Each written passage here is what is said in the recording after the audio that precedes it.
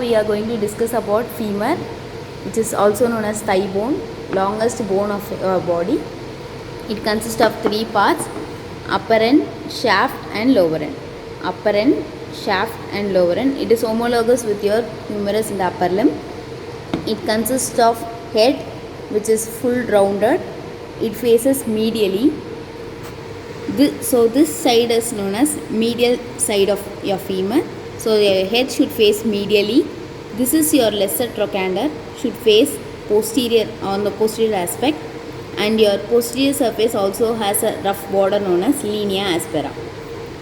Head should face medially, lesser trochanter should face on posterior aspect, and your linea aspera is also known as posterior border, should be on your posterior aspect. So this is side determination points of your femur. This head articulates with acetabulum, which is facing laterally to form hip joint, as we already discussed.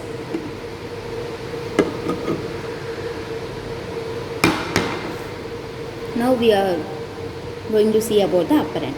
Upper end has the following parts. This is full rounded head, neck, greater trochanter, lesser trochanter. Head, neck, greater trochanter, lesser trochanter. The greater trochanter and the lesser trochanter are connected anteriorly by a line known as intertrochanteric line. Intertrochanteric line, which connects your greater trochanter and lesser trochanter anteriorly. Likewise, on the posterior aspect, your greater trochanter and the lesser trochanter are connected by intertrochanteric crest. This line is intertrochanteric crest. On the anterior aspect, it is intertrochanteric line. On the posterior aspect, it is intertrochanteric crest.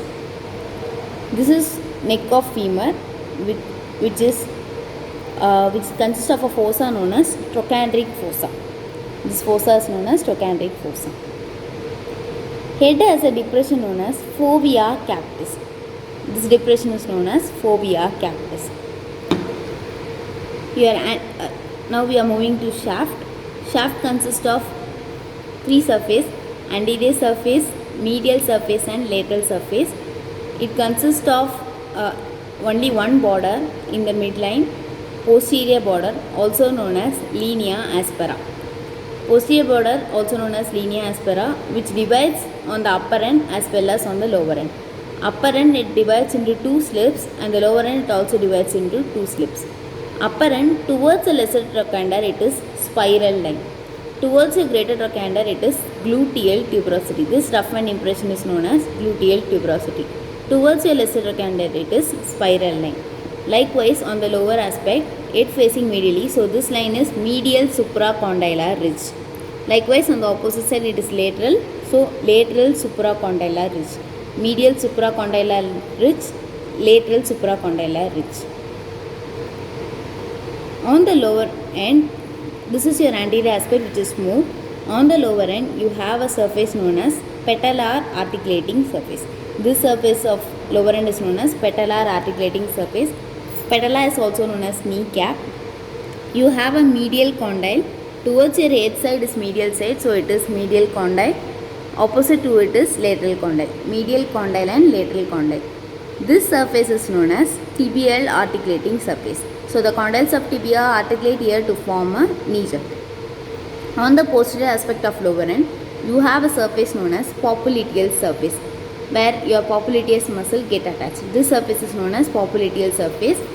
So medial condyle, lateral condyle. Between the two condyles, you have intercondylar area, intercondylar line, intercondylar notch.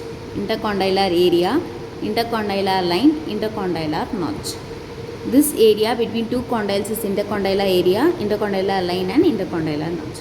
Now we look the attachments of femur. The head has a depression known as fovea capitis, which gives insertion to ligamentum teres femoris, otherwise known as round ligament. Your apex of greater trochanter gives attachment to piriformis muscle, and the gluteus medius and minimus muscle also get attached to the greater trochanter of femur. Your lesser trochanter gives insertion to iliacus and psoas major muscle. Both of the tendons fuse and attach to the lesser trochanter known as iliopsoas tendon. On the intertrochanteric crest, you have a tubercle known as quadrate tubercle. which gives attachment to quadratus femoris muscle. In this impression, this is we already know that the trochanteric fossa which gives insertion to obturator externus muscle. Your obturator internus and the two gemmelli muscle are attached on the greater trochanter.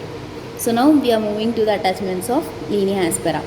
Linea aspera, you already know it is divided into spiral line and gluteal tuberosity, which dividing the surfaces into four. Your gluteal tuberosity gives insertion to gluteus maximus muscle. Your linea aspera gives insertion to many muscles. On the medial aspect, it gives insertion to vastus medialis. On the lateral aspect, vastus lateralis. Between the anterior surface and the posterior surface, your vastus intermedius gets attached. Towards linea aspera, adductor muscles are get attached, such as adductor brevis, adductor longus, and adductor magnus. On the lower end, you have a medial condyle. Medial condyle consists of a prominence known as medial epicondyle.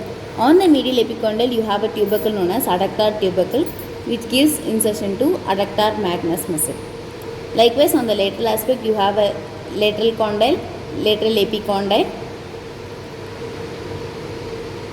In the intercondylar notch in the intercondylar area, your ligaments of knee joint gets attached. This surface is known as popliteal surface, so your popliteus muscle get attached to this surface.